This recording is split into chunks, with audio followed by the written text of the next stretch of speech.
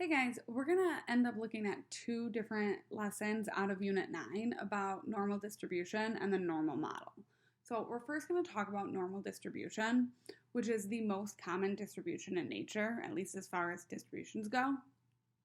And it gives us the normal model, which is a bell-shaped curve that you see at the bottom of the page. Because it's the most common distribution, it's also therefore the most commonly used model in statistics.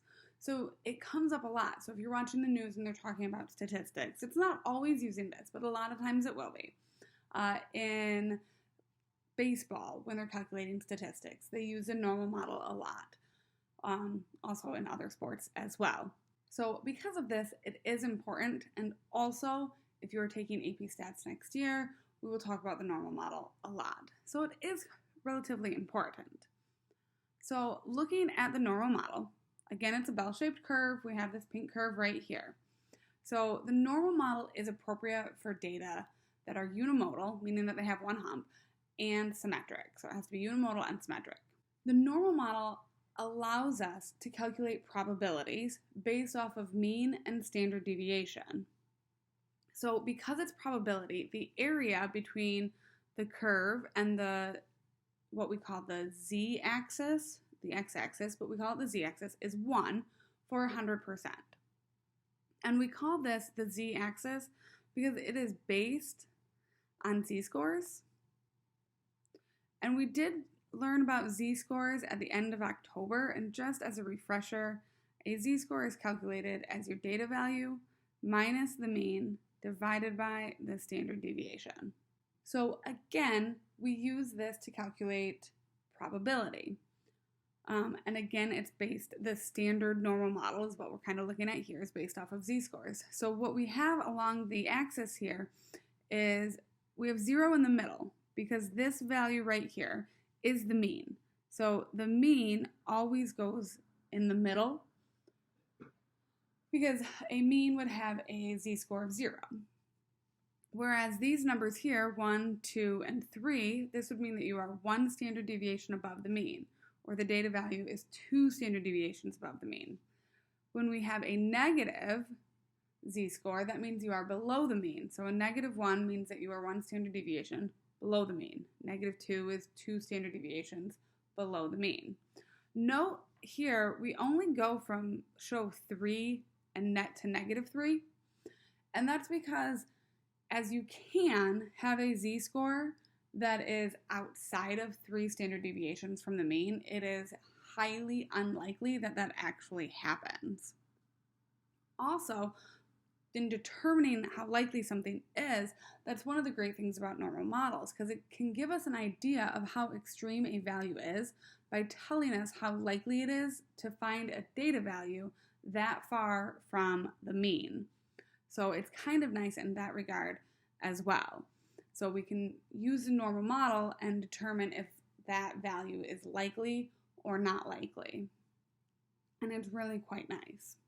So I really just want to practice using the normal model and showing you how we can calculate probabilities using the normal model a little bit. And we're just kind of going to do some basic ones to start. So looking at number 1, it says consider a data set with a standard normal distribution, meaning that the data is unimodal and symmetric. We want to find the probability that a randomly chosen observation, so a randomly chosen data value, is less than 0.85. That is, less than 0.85 standard deviations above the mean. So this means that our z-score is actually 0.85. So our data value is 0.85 standard deviations from the mean. And we want to know how likely that is. So we want to find this area. Now they kind of already shaded it for us, but anytime that you are using the normal model to calculate a probability, it is really helpful to draw the normal model, which was already drawn for us, and to shade the area that you're looking for. So to calculate this probability, there are 2 ways that we can do it. The first is using a table, which I have here and I'll show us how to use. And I also have posted the table into Google Classroom, so you have access to it there. And then the other way is the calculator, and I will show you how to use the emulator that hopefully you were able to download or get access to, I'll show you how to calculate it on the calculator as well. What we're doing, and we're going to use proper probability notation. So we use a P for probability, and then in parentheses, it's the probability of what we're looking for. So I'm looking for the probability that Z is less than 0.85. So to calculate this probability, I'm going to go ahead and look at this table. So there's really kind of two tables, one for positive z-scores and then one for negative z-scores. So we're going to go ahead and use the one for positive. The way that we use the table is that we have our z-score that goes down and across. Okay, so our z-score is 0.85.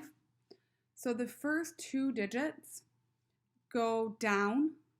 So I'm looking for 0.8, which is right here.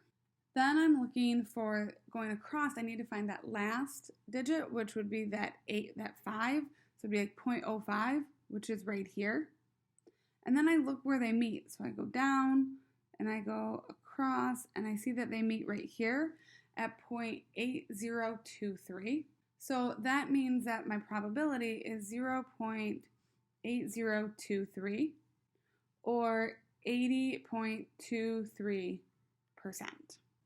Using the calculator though, we're going to go to creating a new document. And then we want to add a calculator.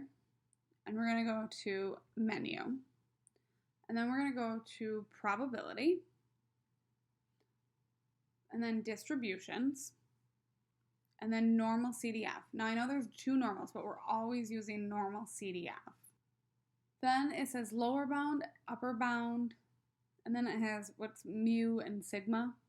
So lower bound and upper bound are referring to your z-scores, not a data value, but your z-scores. So for number 1, we were looking that we wanted to go below negative 0.85.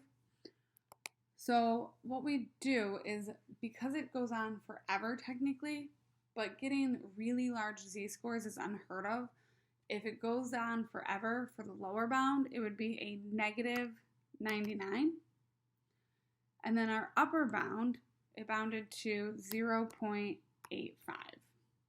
And then you never change mu and sigma. Leave those as they are, and then you click OK. And then it gives us our percentage, which was the same as what we got in the table. So 0.8023 or 80.23%.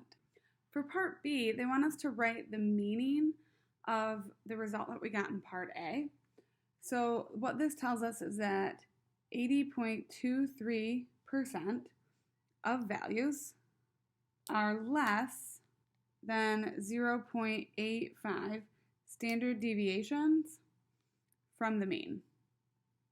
So I'm using SD to stand for standard deviation because I'm too lazy to write it out. Also, I want to point out that they didn't give us any context here. So we don't know what this data is talking about. We just know that 80.23% of values are below being 0.85 standard deviations from the mean. So this applies regardless of what you're talking about. So if somebody scored on the math test, their score was 0.85 standard deviations above the mean, they scored better than 80.23% of people. If somebody can lift 0.85 standard deviations above the mean, so if they can lift more weight how much weight they can lift is 0.85 standard deviations above the mean, that means that they can lift more weight than 80.23% of the people within that data set. So it does not actually matter what the data is talking about, because it's just a model and it applies as long as the data follow the normal model, then it applies to any kind of context. All right, so let's go ahead and look at number 2 then. So in number 2, we want to find the probability that a randomly chosen observation from a standard normal distribution is less than negative 0.21. Now, because it's negative, that tells us it's below the mean. So when I draw the model, because we always want to draw the model, my mean goes in the middle, and I don't actually know what it is, but I do know, because this is negative, that this value is going to be somewhere around right here. because it's below the mean. And then it says less than, so I'm going to shade less than that. And then I'm looking for that area. So I'm looking for the probability that z is less than negative 0.21. So on the table, we're going to now go to the negative table, and we're going to look. So the first two digits are negative 0.2. So I'm looking right here. And then the last digit is 1, so 0.01. So I'm going to go down, and I'm going to go across, and I end up with 0.4168. So this ends up equaling 0.4168, or 41.68%. So again, in part B, they're asking us to determine what that means in words. So then, in this particular case, it means that 41.68% of the values are less than negative 0.21 standard deviations from the mean. All right, looking at number 3, it says about what percent of the data in a standard normal distribution are within 1 standard deviation of the mean. When they're saying within 1 standard deviation, that means that it could be anywhere from -1 to 1, because they're not giving you a direction. They're not saying within what, below 1 or above 1. So when we have the model drawn here, we go from -1 standard deviation to 1 standard deviation, and it's this shaded area here. So I'm looking for the probability that z is in between -1 and 1. So what I have to do here is I have to calculate the probability that z is less than -1 and the probability that z is less than 1, and then subtract them if I'm using the table. If I'm using a calculator, I can actually just go from -1 to 1 and call that good. So using the table, the probability that it's less than -1, so that's like this area down here, and I end up with 0.1587.